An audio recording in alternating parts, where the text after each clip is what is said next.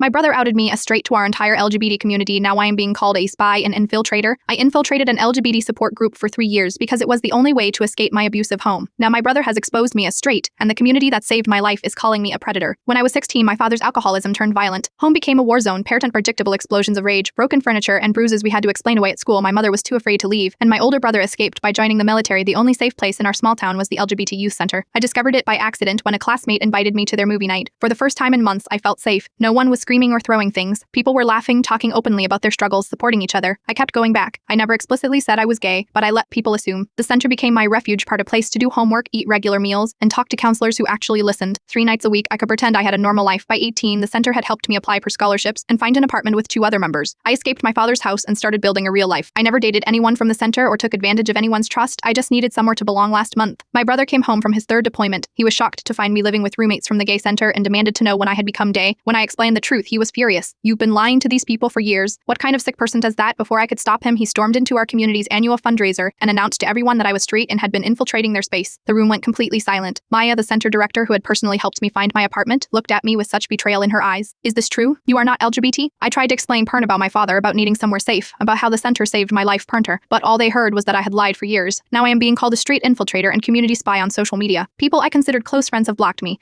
The center where I volunteered for 2 years has asked me not to return. Last night, one of my roommates left a note saying they don't feel safe living with someone who had appropriate trauma for personal gain. I never meant to hurt anyone, I just needed to survive, and they were the only ones who offered shelter. My brother says I need to apologize publicly for exploiting vulnerable people, but I don't know if I am the villain or victim in the story anymore. The worst part, I am back to having nowhere that feels like home.